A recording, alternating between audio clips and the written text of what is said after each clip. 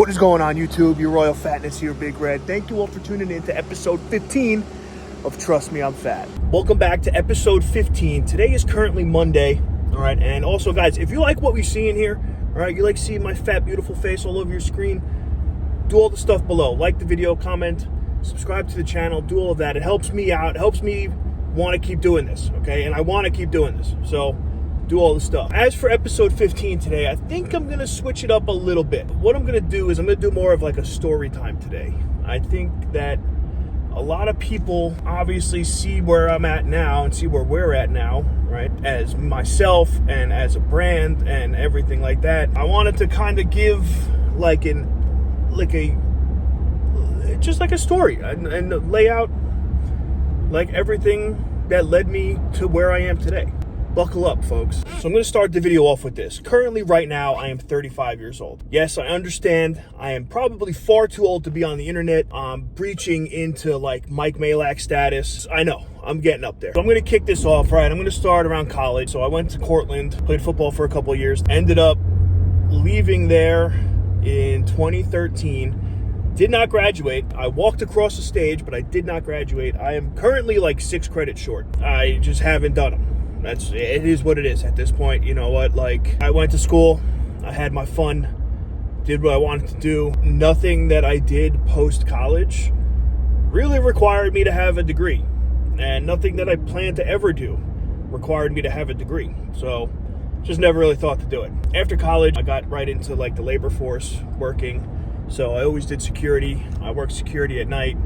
I would do construction during the day. Did that for a while. After I did construction, I went full-time, essentially, doing the security stuff. So I was like all over the place. I was doing clubs in Manhattan. I was doing Long Island City. I was doing like Long Beach stuff. Like, I was all over the place. And then I went to work for this oil tank installation company. I was there for about 6 or 8 months. Job was good. Money was all right. All right, you only made a lot of money there because you worked a lot of overtime.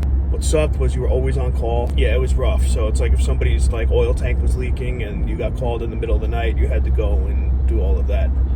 So did that. So I was there for a bit. And then actually before that, I had a stint at UPS. So I did UPS for like a summer, and that was brutal. I hated that. Looking back at it now, you know, not that I regret where I am now. I absolutely love what I do now. But those UPS guys just signed a pretty sick contract, so they get paid like $80 an hour to deliver boxes, which is crazy. Anyway, went into that oil company and then moved on to a bigger oil company where I became a terminal operator.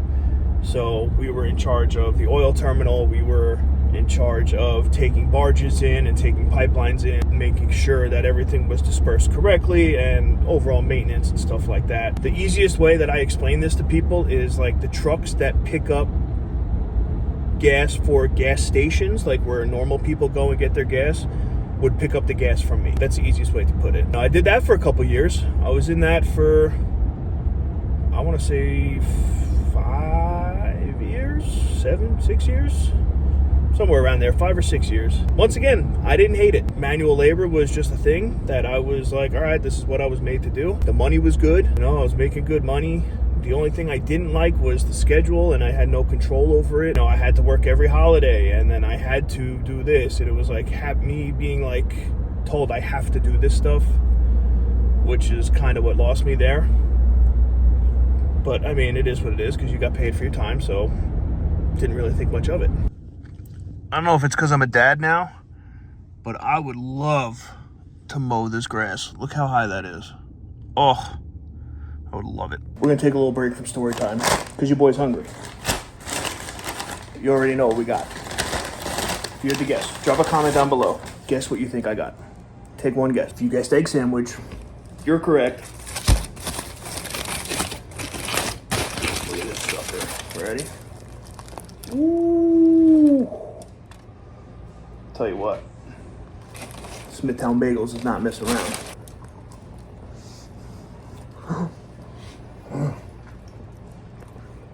It's so hot.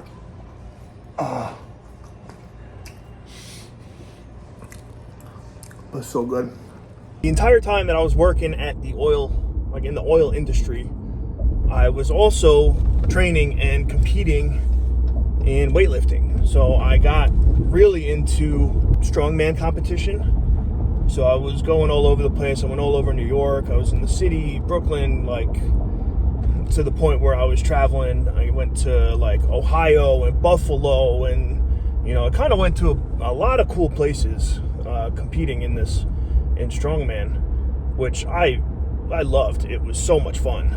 But I did that the entire time. That's kind of really where I fell in love with the internet, I would say. Because what I was doing was I was posting my training. I was posting everything I did every day. Like, one, it kept me accountable. So it's like I knew I had to train today because I had to put something up. At that time, too, I had also gotten a couple of sponsors for weightlifting, for the, in the weightlifting world.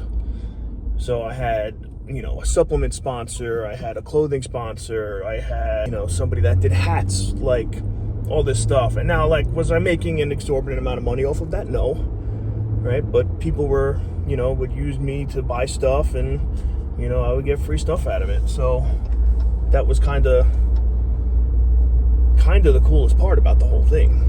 Now, fast forward a couple of years, right? Now it's probably 2017 or 2018. I was doing the strongman thing. I was sticking with that. I got a random phone call one day, and that phone call was to inquire if I had any interest in coaching high school football. Football has always been a passion of mine. Played in college. The only thing I really took serious pretty much my entire life. Obviously, I was going to entertain that idea. Now, this was to coach at Chaminade High School in Mineola, and I would be coaching the JV offense and defensive line, which, perfect. Played D-line in high school, played offensive line my entire life.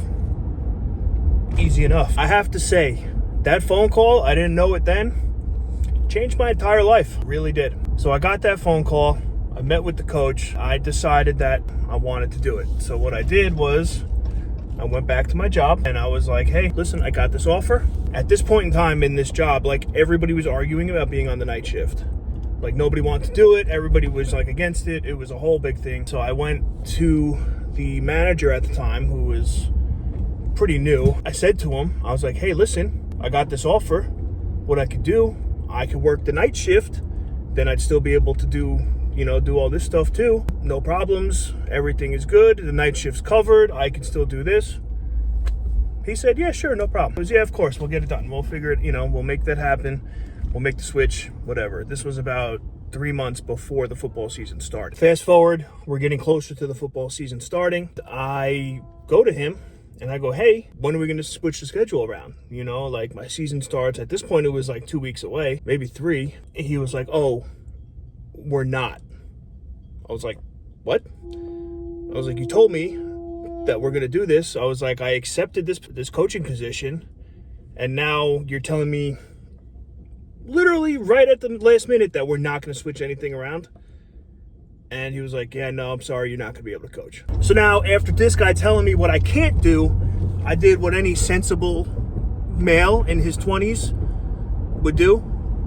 And I told him I was going to quit. Was I bluffing? Not really, because at that point, I was kind of just completely over it. This guy would led me on for one thing for the whole time, and then at the last minute pulled the rug and switched it around on me. So I was like, what else is he going to do in the tenure of my career here at this point, until I was able to take his job? I up and left, and to be honest, it's the best thing I ever did. Like I keep saying, quitting that job was probably the best decision I ever made. Fast forward now, football comes around, coaching football. I started working security. I was doing security all over the place at that point. Kind of wherever I could find it, I was taking it. And I landed more predominantly on the West End in Long Beach, which was clutch because I lived there. I would live there, and then I worked down the block. It was like an actual home run. Brandon was actually involved in the other bars that I worked at as well. He was, partial owner of a bunch of them. Me and him had always been friends. At this time, he hadn't started Dolce yet. He was part owner of the bars, and then he was at the deli that was down the block too that they owned. So while I'm doing all of this, like I said too, I was competing in strongman competitions, going all over the place doing that. So that was fun. So like I was still keeping up with that. So I'm coaching football now. Like, I'm as strong as shit. I was a house. absolute house. Honestly, it was a crazy time, and I'm just posting my workouts on the internet, getting sponsorships, not making crazy money and stuff. Still got sponsorships going on. It was cool. It was a cool time to just be coaching football. I had some money in the bank. I was doing security when I wanted to. I did not know how much that was going to change my life. Fast forward again, still coaching football. Then I started working as a like a one-on-one aide. So I was doing that every day, coaching football. I was doing a little personal training out of the gym I was at, the Benefit Fitness Fit Factory in Long Beach. My good friend Brian owns that. I kind of turned into like an odd job guy. I was like kind of just doing, I don't want to say random stuff because it wasn't really random stuff, you know, doing 2 or 3 different things that was kind of pulling revenue all together, which was good, and I liked it. You know, I enjoyed the aid work, the personal training, coaching football, obviously, security I've always loved. Like I said, I was odd jobbing it up, man, and it was quite the time to be alive. Now, the pandemic happens shortly after this. 2020 comes around, COVID happens, the pandemic happens, everybody's out of work, everybody's home, everybody's stuck inside, they're doing whatever. That's when I got TikTok. Well, I had TikTok before that, but I never really used it as much. I started really going in on TikTok during the pandemic, which was pretty much what everybody was doing. What I was doing too was built a gym outside of my house, working out outside, started vlogging. I was posting 2 videos a week on YouTube, or sometimes 3, on top of TikTok, on top of that. So it was really like gaining traction on everything, really starting to pick up. So I'm just at home, like chilling, like no idea what's going on in the world. I'm out here making stupid videos. My TikTok was something else for a period of time, I will say that. I think now I have like 12 or 14,000 followers on TikTok, which in the grand scheme of things isn't that much. I had a period of time where every video I was putting out, hundreds of thousands of views. You know, I would post 3 times a day, and each one would get 100,000 views. During this time too, Brandon had started Dolce Bella. Obviously I saw it all, you know, he talked about it. The world opens back up, right? Everybody goes back to work. We start doing our thing again. The bars opened up again. I was working 6 nights a week at the bar. Right after COVID, bar scene was insane. Everybody was so sick of being cooped up inside for however long. Once the bars opened up and everybody was allowed to go out and just be normal again, it was something you'd never seen before. I literally worked Tuesday through Sunday. It was the most insane run that I've ever seen the bars have. Now, with all this going on, I'm doing all these different things. Had always been like a YouTube consumer, so I loved watching YouTube. You know, the pandemic honestly gave me a reason to, 1, start vlogging. 2, me and my brother started the Red Hair Don't Care podcast, which we just went and talked about sports and kind of everything about the internet, which was awesome. So now we had already started a podcast. I got into vlogging. TikTok was going bananas. It was quite the time to be alive. I'm working at the bar constantly, right? I'm going through 6 nights a week. It was actual chaos all the time, and I loved every second of it. At this point, I had the vlog channel going, my TikTok going, food review page that I just started doing. I just started doing bacon, egg, and cheeses. I had a podcast that I was doing with my little brother, Red Hair Don't Care podcast. That was a lot of fun. So I was just really like enamored in the whole social media world of everything. Shortly after that, probably 2022, maybe 2021, is when Brandon approached me about my interest in Dolce Bella, if I wanted to partner with him. I literally agreed so fast. I don't think I've ever agreed to anything faster than when he asked me to be part of this. To have a chance to be, you know, a part of this, I was like, fuck yeah, bro, let's blow this shit up. Let's make it happen. And that's what we did. He approached me about this. He said that he had an idea for a cannoli cart. He was doing carts with Italian ices and gelatos. He was like, listen, I think the cannolis would be good. Like I said, I jumped in, didn't even think about it. Didn't talk to my wife, my parents, nothing. I just said, okay, I'm down. Let's do this. We got the cart going. Cart was built. We got it all going. It's 2022 now, and we get a cover on Newsday. Newsday comes, they do a whole thing on us. They do like a full page breakdown, right? We had no idea what that was gonna do. The Newsday published, huge article, it blew up. We had no idea what to do. People were blowing up the phone nonstop. Literally within a week, had to shut everything down and restart thing. We didn't have anything that we thought we would need. We didn't have. It was a disaster. Now, as time went by, we figured out what we were doing. We got our operations down. We got everything going. The cannoli cart was rolling. And then we got an offer. We got an offer to open up a kiosk in Roosevelt Field Mall. So at this point, Brandon had the ices. I was involved in the cannolis. We decided combine everything, join forces, and open up in the mall. I think most of you guys already know the story about the mall, what happened there. So we opened up there, slow for the first couple months. You know, thought the product would sell itself. Wasn't. We were losing money, a lot of money. We decided to be the face. We decided we had to go behind the camera. We had to be behind the counter. We had to do all this stuff and make people have a connection to us. So that's what we did. We put ourselves in front of the camera, took off. And let me tell you, TikTok exploded. My TikTok was doing very well at the time. The company TikTok was doing great. Instagram, everything was just going. And right when we were at like the peak of everything, our high, we get kicked out. We got told that somebody else was coming in and willing to pay 3 times the amount we were paying in there as it was, which, for the record, was a shit ton of money. If we didn't like it, we had 2 weeks to leave. As two crazy people that we are, I guess that's the best way to put it, we decided that when they told us that, and we decided we were gonna leave and not cough up the money for that, we just packed up and left overnight. We went and uprooted our entire lives overnight, no income, no money coming in, losing money exponentially because we were renting stuff that we needed to store stuff and all of that. So we had to figure it out. So the big question now was, what is next? We had uprooted our entire life, gave up any source of income that we had coming in.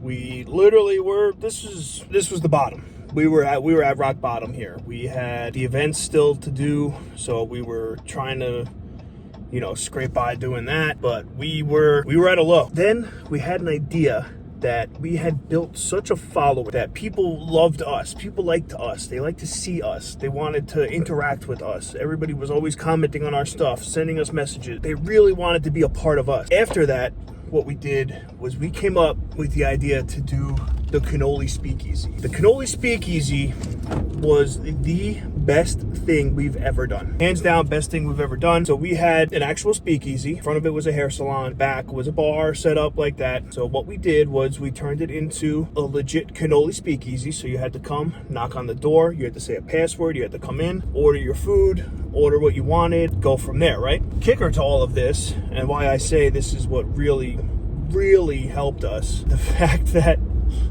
when you came in and sat down, me and Brandon were just mean to you. We were mean. It was like an old-fashioned MTV roast. I'm not joking when I say nobody was safe. Everybody got it. Like men, women, children. If you came in there knowing this and you were disabled, you got it too, because you knew what you're getting yourself into. It's just, it was what it was, and people loved it for what it was. People loved going in. They got roasted. They sat down on the chair across from us. We drew them a picture. Like, it was so perfect. So perfect. That ran for a month. He then got on News 12 for the Speakeasy. Antoinette Biordi, shout out to you. She went through the whole thing. We roasted her. I threw cannolis at her, told her to get out, kicked her out. She said she was tough. She's like, oh, I'm tough. I can handle it. So, no holds bars. I told you. Everybody got it equally. There was no, you didn't hold back for anybody. So that goes on News 12 and goes absolutely haywire. Absolutely haywire. It went so viral. All of our TikTok shot. All of our Instagram reels went off. Like, everything that we did went absolutely bonkers after that. It was just viral video after viral video. People were coming from Philadelphia and Connecticut, and I think we had one from, like, what was the furthest one? I want to say, like, the Carolinas came and, you know, wanted to be a part of this speakeasy. Probably one of the coolest things we've ever done. From there, we were able to do catering out of there. Still had some events here and there. We were always looking for our next spot. We were driving all over. We were looking at places. We were trying to figure out what we could afford, what we could do, what we needed. We finally landed on Oceanside. We went in there with the broker or whoever it was, like the project manager or something. We opened up the door and stood in there, and me and Brandon just looked at each other and felt it. We felt that feeling that this was going to be big. So we signed the lease. I remember clear as day that it was the biggest storm, like hurricane style, in God knows how long. We went from the pop-up, you know, the speakeasy, we found Oceanside, so we found that spot. So the fun starts. We start building out Oceanside. On top of all of this, my wife is pregnant. And she was hella pregnant. One of those where, like, you, at that point, you looked at her and you went, ooh, she's ready. And she would only been like 5 months in. So add that onto everything that's going on at this point. We got private events going. We move everything into Oceanside. We got it built. We're going again. We start our rollout while we're ready to open. Funny enough, the original start date that we were going to have, our grand opening day, was supposed to be May 16th. Or no, it was going to be the weekend before, after. So it was like the 19th, I think, May 19th. My daughter was born 3 days before that. So thank God whatever happened and came up and made that not possible. But because that would have been a doozy. That really would have been a doozy. So now we have the grand opening. Place is packed. People are waiting outside. Once again, we had News 12. We had Newsday. We had everybody come and do any kind of promotion for this. We just blew the doors off of Oceanside. Absolutely blew the doors off of it. We were rocking and rolling. It was awesome. It was busy all the time. Everybody was coming in. Everybody's getting big orders all the time. Everybody's calling in. Uber Eats is going off. Wild. Events are going. We have 300 events in a year. Everything is firing on all cylinders. Oceanside's been open for a year. We've been moving along. Everything is steady. We start talking about expanding. We were open in Oceanside for about a year. And then at the 1 year mark of that is when we started looking for our next location, which we were going to Suffolk County. We already decided. We were taking polls on Instagram and everything like that. Just driving around. We were looking at places. We looked at probably 30 different storefronts that we thought would be good. Drove through Smithtown, go to another town to look at another place, and just happened to see a sign in the window that the store was for rent. So looked through the window, we were like, see what was inside, and it was perfect. We got that gut feeling. At that point, we knew that we had found our Suffolk County location. We go, we sign the lease, we get everything going, we get the keys in hand for Smithtown, permits, construction, get that thing built out, and then we opened up in Smithtown. The Smithtown location has now been open for 2 months, and that brings us to right now. So that was the story. That's pretty much everything from start to finish. I don't think I missed anything. If I did, I'll do another video recapping that, but I'm pretty sure that I got it all. As you see, I still love doing content, still love the vlog, just really making content for everybody. That's also like the name of the game here. Our Dolce account, I think, has 50,000 followers now. On my personal Instagram gets hundreds of thousands of views every month. I love making content. I love doing it. I love going out and doing stuff. I truly love the store. I love everything that we do with it. And yeah, that's the journey. That's how we got here. So if you guys have any questions, drop a comment down below. As usual, make sure you like the video, subscribe to the channel, turn on the post notifications, do all that stuff. I love every single one of you guys that watches this. I really do. And I'll see you next week.